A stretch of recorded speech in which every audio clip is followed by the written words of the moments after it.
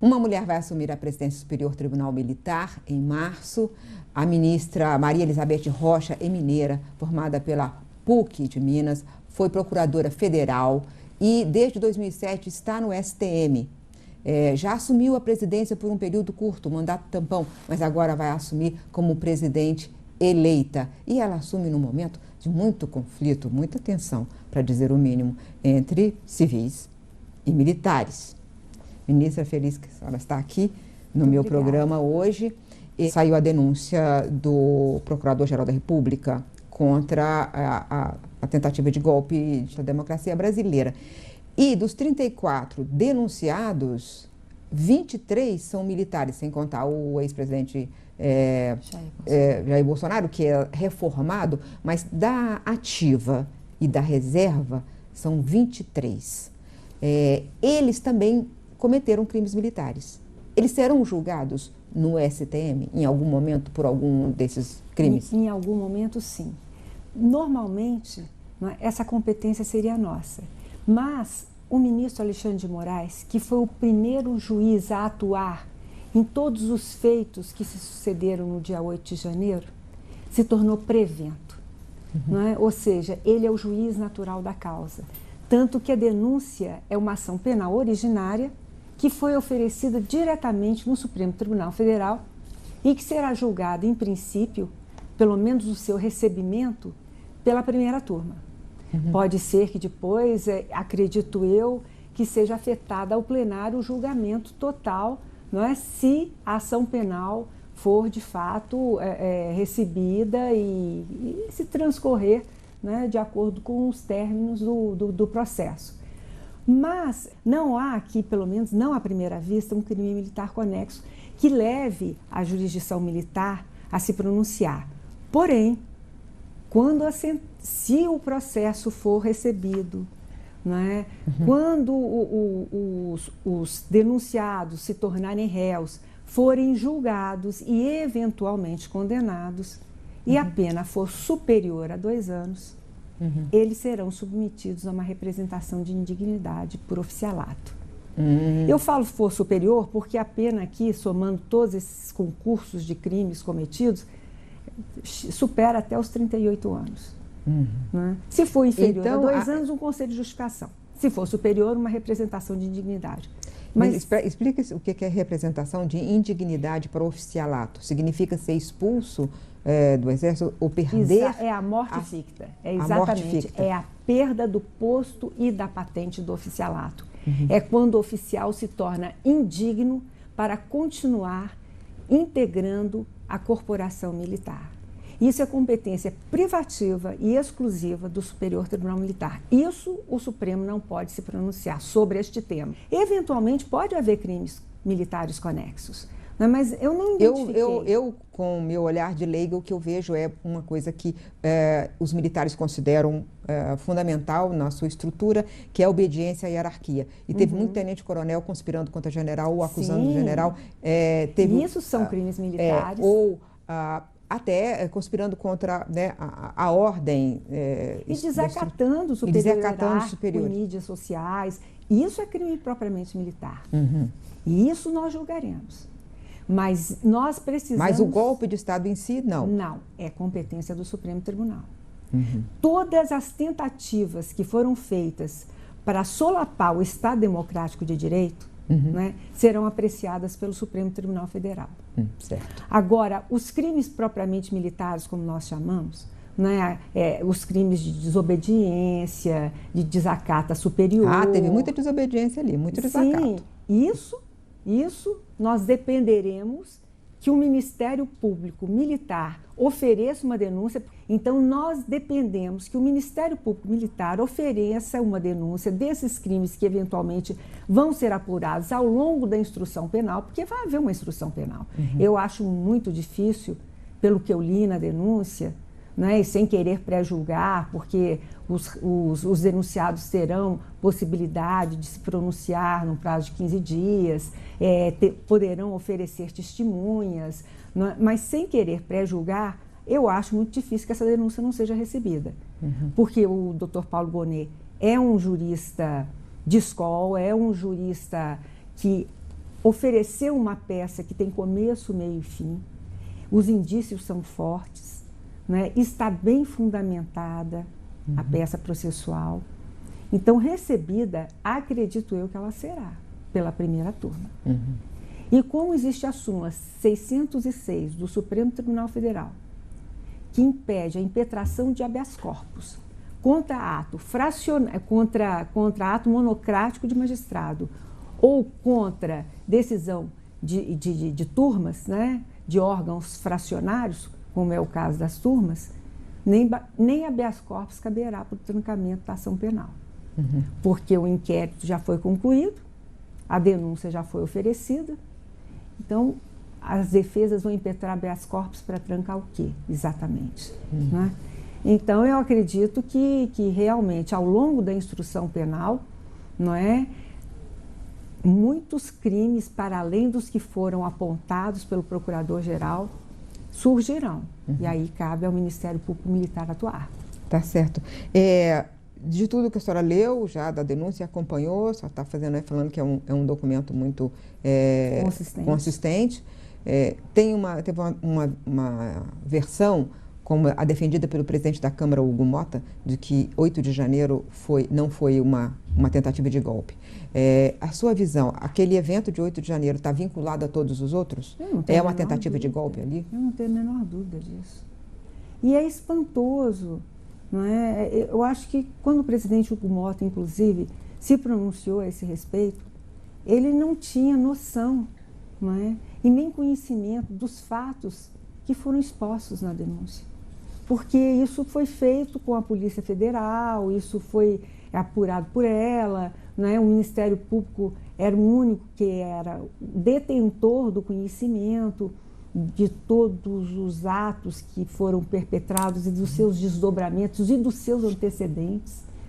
Então, hoje, eu te digo com muito assombro, não é, que eu não tenho dúvida de que a democracia correu sérios riscos e que, se tivesse sido decretado GLO, provavelmente o golpe teria sido desfechado. Se tivesse sido decretado GLO pelo presidente Lula. Exatamente. Naquele momento. Que era o que se pretendia, né? Pelo menos até onde eu sei. Tá certo. Esse passado, então, que a gente nunca resolveu, da ditadura militar, ele acaba nos assombrando novamente, né? E aí eu queria fazer uma pergunta até pessoal. Você é casada com um militar cujo irmão foi morto pela ditadura, ou seja, seu cunhado foi morto pela ditadura, verdade. Seu marido é um general. E meu sogro também era. Era militar também? General. General também. Então, a fratura do país está dentro da sua família. Sim. Como é que isso é encarado por você? Como é que você encara isso? Eu encaro como qualquer brasileiro que aprecia a democracia, com dor, com sofrimento e com esperanças de que a Constituição prevaleça sempre. Meu marido, eu vou contar um episódio muito interessante que aconteceu recentemente, não vou citar o nome, mas estávamos num jantar e um ministro de um tribunal superior, né, se espantou quando soube que o meu marido tinha um irmão que era desaparecido político, que foi torturado e o corpo jogado no mar. E aí ele pergunta ao meu marido, na Revolução? E meu marido responde, no golpe. Quer dizer, é interessante um general né, dizer a um juiz que, na verdade, não se estava diante de uma revolução. Era um golpe de Estado. Não é? Um golpe que nos custou, não é, anos sombrios, que não escolheu suas vítimas, não é, que todos nós sofremos e continuamos a sofrer, porque você é uma vítima, eu conheço a sua história, e essas sequelas, elas não acabam, elas não se cicatrizam. Tem uma reabertura essa discussão no Supremo Tribunal Federal sobre se desaparecidos políticos, no caso o seu cunhado é um desaparecido político, se no caso de desaparecidos políticos há como reabrir a discussão da anistia, levando-se em conta que é crime continuado, já que o corpo não apareceu, é um sequestro com crime continuado. Na sua avaliação de jurista, isso faz sentido? Não, isso faz sentido, isso não é uma tese nova do ministro Flávio Dino. O Ministério Público já dizia isso, mas não foi ouvido há anos atrás. Mas eu vi, na verdade, eu vi a primeira vez sobre um procurador militar, da Justiça Militar. Ele falou sobre isso num documentário que eu fiz sobre Rubens Paiva em 2012. Exato, essa não é uma tese nova. Mas eu vou mais além, Miriam. Eu acho que a lei de anistia, há muito, foi revogada. Primeiro porque nós temos, não é, dispositivos constitucionais que dizem que tortura são imprescritíveis, não são susceptíveis de anistia. E depois houve uma decisão recente, não tão recente, não, mas do Supremo Tribunal Federal, o voto condutor, inclusive, foi do ministro Gilmar Mendes, que os tratados internacionais de direitos humanos que o Brasil é signatário têm status supralegal, ou seja, estão abaixo da Constituição, porém estão acima da lei. Olha, em qualquer boa faculdade de direito, se aprende que quando uma norma superior é incompatível com uma hierarquicamente inferior, ela a revoga. Então, para mim, a lei de anistia, de muito, já se encontra revogada. Eu entendo, inclusive, que quando se discutiu o caso Gomes Lund e Guerrilha do Araguaia versus Brasil na Corte Interamericana de Direitos Humanos, e o Supremo fez ouvidos mocos para a decisão da Corte, a Corte já havia assentado que os crimes não eram anistiáveis e que deveriam ser apurados. Mas o Brasil nunca respeitou a soberania da Corte Interamericana. O Brasil sempre entendeu que as decisões da Corte Interamericana, elas são recomendações. Depois teve o caso Herzog. Caso Herzog, que também o Brasil foi condenado. Sim, foi condenado e simplesmente ignorou. O Brasil indeniza e deixa por isso mesmo, ao contrário de todos os demais países da região, cujas decisões da Corte têm eficácia imediata e aplicabilidade. Não é? Nós não. Né? A soberania do Supremo é maior do que a de um próprio órgão de direitos humanos, um tribunal de direitos humanos supranacional. Tá certo. Mas, enfim, não é? É o que nós temos. E a discussão agora é entre o próprio Supremo e a sua jurisprudência anterior. Porque o Supremo é que assentou que a lei de anistia era constitucional. Mas eu entendo que, além dela não ser, mesmo se fosse, hoje ela estaria revogada pelo entendimento que atribuiu aos tratados de direitos humanos e à Convenção Interamericana e o Pacto de São José da Costa Rica e o Tratado de Roma, são tratados de direitos humanos internalizados, têm status supralegal. Quer dizer, nós vamos falar dos desaparecidos políticos e vamos esquecer, por exemplo, a tortura? E os torturados, como você? Não, mas pensa bem, quer dizer, e os torturadores que ainda estão vivos? Trata do caso do Rubens Paiva e não trata do caso de Vladimir Herzog, se fosse desaparecido ou não desaparecido. Eu vou fazer um intervalo, eu volto daqui a pouco. Estou conversando hoje com a ministra Elizabeth Rocha, que vai ser presidente do STM.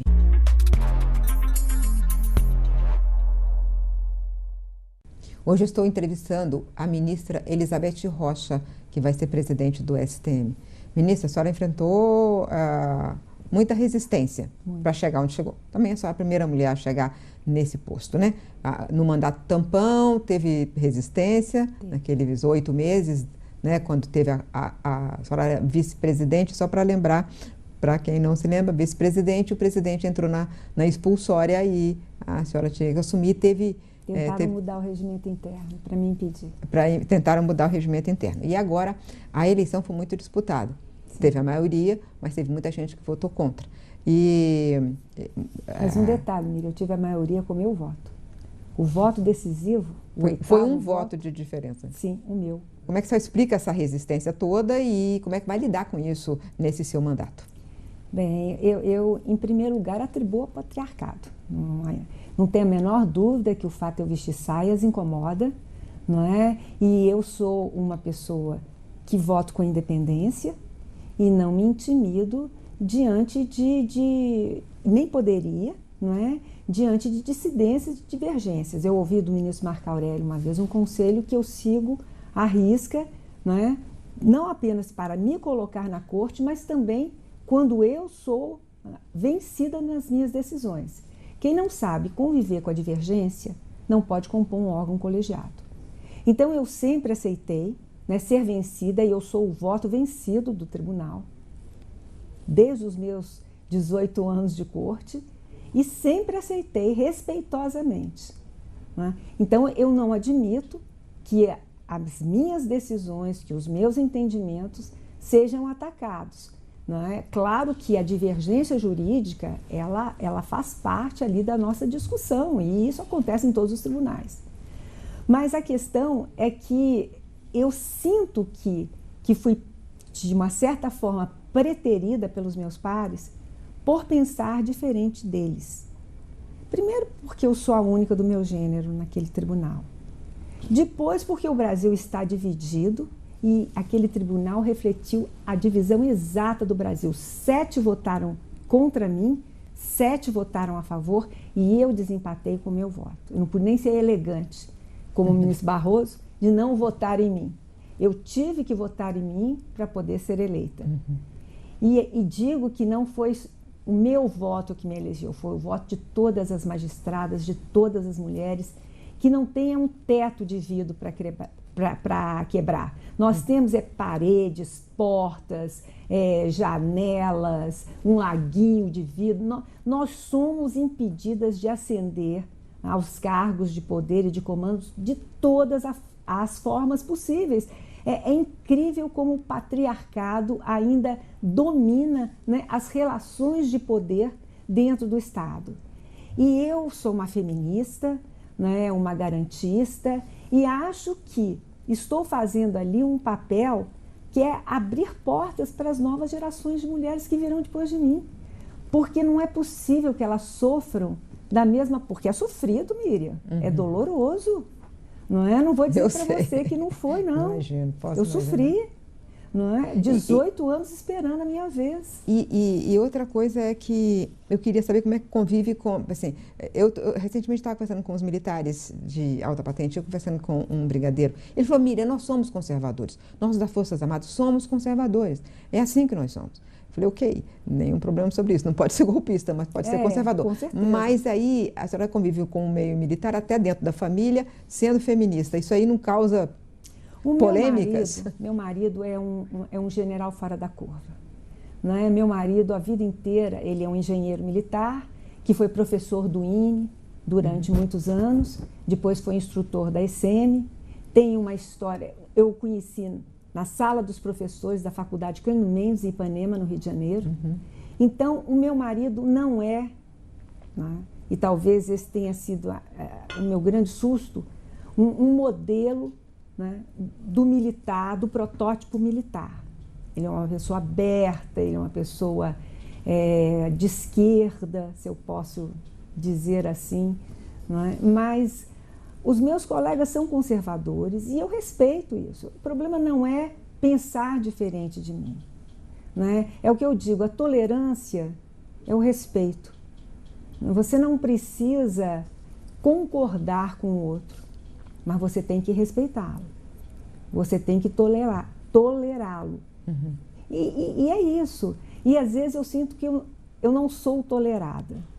Mas acho que essa cultura, né, de misoginia, de machismo, ela está sendo paulatinamente vencida. E eu espero, sinceramente, que as minhas lutas não sejam as mesmas lutas das mulheres que virão depois de mim. Elas lutarão, não tem dúvida. Mas acho que as lutas serão menos árduas, menos dolorosas.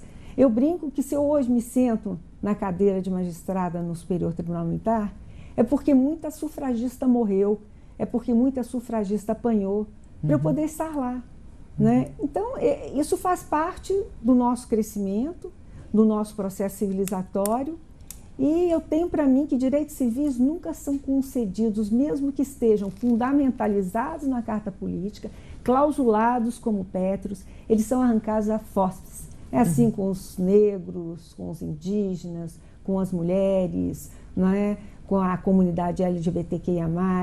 Então, para todo diferente, a luta também é diferente, porque ela é muito mais dura. Mas nós temos que enfrentá-la. Exatamente, ministra, enfrentá-la sempre. Mas Olhando tudo que aconteceu no Brasil recentemente, o que a gente viu é que muitos quadros importantes das Forças Armadas, do Exército principalmente, e também até um comandante da Marinha, foram levados por esse movimento. Houve muita turbulência dentro das Forças Armadas, né? Ainda com a ideia de que as Forças Armadas são os garantidores da democracia, portanto, eles podem decidir, são um poder moderador. Eu queria fazer duas perguntas aqui. Primeiro, como blindar a democracia brasileira de um outro evento como esse, que nós não podemos mais ter um susto a essa altura? E se o caminho é alterar o artigo 142? Eu acho que alterar o artigo 142 é despiciando, porque nenhuma Constituição é uma carta suicida. É óbvio que o artigo 142, na sua interpretação exegética e teleológica, não permite golpes de Estado. Isso, inclusive, o Supremo, quando disse sobre ele, quando se começou com essa discussão de que o artigo 142, né, dizia que as Forças Armadas eram um poder moderador, aliás, uma tradição que vem desde a República Velha, né, desde o golpe da República, o Supremo foi muito claro quando disse que aquilo não autorizava golpes de Estado. Pode-se alterar sem problema algum, mas não foi ele que gerou todo esse caos que nós estamos vivendo hoje.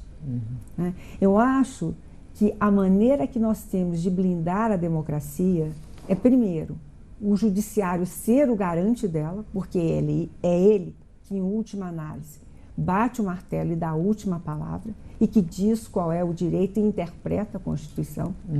Né? Todos nós somos juízes constitucionais e interamericanos. E depois, um processo continuado, um projeto intergeracional. As constituições são cartas inacabadas, né, que devem ser feitas e reconstruídas e repensadas de geração em geração. Então, o letramento e a conscientização do que é uma ditadura, né, e de quais são as benesses de um regime democrático, ela tem que ser incorporada no inconsciente coletivo para que ele possa entender, né, os benefícios de um regime legítimo. Eu fico espantada quando a juventude pede a ditadura militar. Eu me lembro de ter ouvido uma entrevista sua quando você diz o que aconteceu com os nossos jovens. Os nossos jovens sempre tiveram um coração à esquerda. Os nossos jovens sempre quiseram mudar o mundo. E hoje eu não vejo isso acontecer. Isso me assusta, isso me espanta. Porque nós estamos falando daqueles que construirão o Estado, né, que ocuparão os cargos e os postos-chave de poder quando nós sairmos. E são esses jovens que têm uma visão de mundo completamente distorcida. E por quê? Porque eles não sabem o que é o horror de uma ditadura. Porque se eles tivessem vivido, né, e sentido na pele todas as agruras, né, de um regime ditatorial, eles não diriam isso. Eu queria fazer uma pergunta sobre um voto perdido. Você também perdeu um outro voto, que a sua posição foi derrotada, mas o seu ponto ficou muito forte. Até porque você fez um voto muito bonito e se emocionou durante o voto, que foi no caso do Evaldo Rosa, aquele músico e aquele ambulante que foram mortos com 257 tiros num carro. A sua emoção foi quando falou do menino de 7 anos que viu o pai morto dentro do carro. E o importante no seu raciocínio ali era atribuir aquilo a um preconceito racial. Ele foi morto por racismo. É isso que a senhora entende? Isso também. Isso também. O racismo estrutural, eu não tenho a menor dúvida, foi um fator gerador da brutalidade.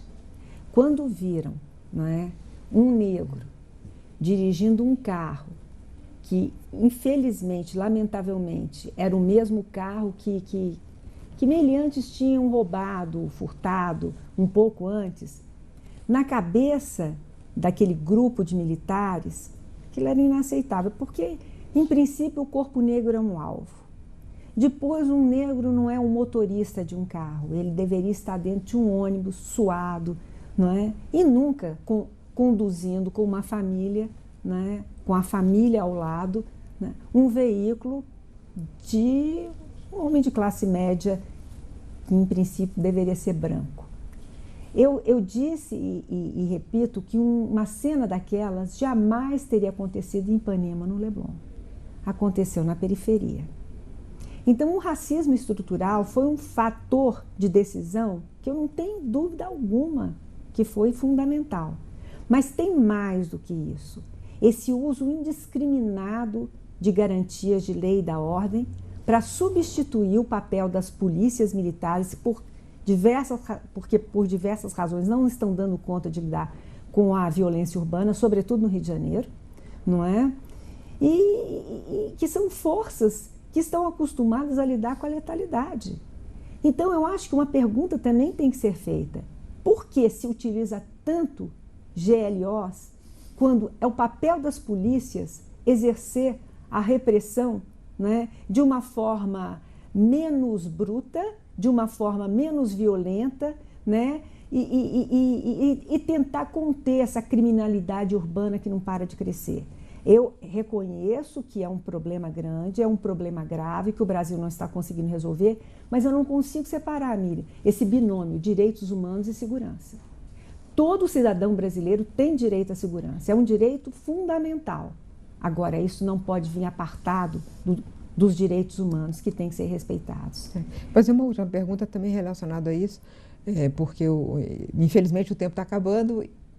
O seguinte, nesse caso especificamente, os seus colegas decidiram em contrário. 8 foram absolvidos pela maioria dos ministros e a pena foi reduzida. Com esse resultado, como melhorar a imagem do STM no seu mandato?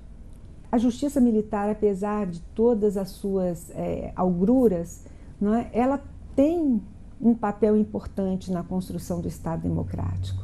É ela que contém homens que são investidos no monopólio da força legítima do Estado a não exacerbarem, como foi o caso, lamentavelmente, né, as suas funções. Eles são investidos no monopólio da força legítima, eles são armados pelo Estado. Então, é necessário que haja uma justiça especializada para contê-los, para puni-los. Eu reconheço que, nesse caso, isso não ocorreu, mas a ação ainda não terminou. É possível ainda que haja um recurso extraordinário para o Supremo. E, para o bem ou para o mal, durante a ditadura militar, não é, o STM se comportou de uma forma bastante digna em determinadas situações. O STM, por exemplo, garantiu, não é, a comunicabilidade dos presos políticos, que tinha sido quebrada com os seus advogados pelo AI-5. O STM garantiu, né, a primeira liminar em habeas corpus que não existia em tribunal nenhum e que serviu de precedente para o Supremo Tribunal Federal. O STM, por exemplo, subscreveu um acórdão unânime, né, assinado por brigadeiros generais, civis e almirantes, condenando as torturas e sevícias. Aí falam, mas por que ele não fez nada? Ah, mas ele não agiu porque o Fico, né, escreveu um livro dizendo que o STM tinha conhecimento das torturas. É lógico que tinha. Fui eu quem degravei, inclusive, essas fitas que estavam em celulóide se apodrecendo e transpus para a mídia digital nos meus 8 meses de mandato, né, para salvar esse material, para salvar esse acervo. Sabia, claro que sabia. Os advogados chegavam lá e diziam, mas quem deveria propor essa ação penal era o Ministério Público. O STM denunciou. Ele mostrou a tortura, a sevícia que ocorria nos doipodes, não é? Mas era o Ministério Público que tinha que agir. E existem outros... Para os nossos espectadores não acharem que eu estou falando tudo isso por dever de... né, por corporativismo, que é como nós costumamos ser taxados, eu convido que ele entre na página da revista Veja, de abril de 77, cuja matéria de capa é o STM, diz o Superior Tribunal Militar e os direitos humanos respeitados. E nós estamos falando de abril de 77, nós estamos falando do pacote de abril. Pacote de abril. Não é? Tá certo, ministro. Nosso tempo, infelizmente, acabou. Muito obrigada por ter vindo e até a semana que vem.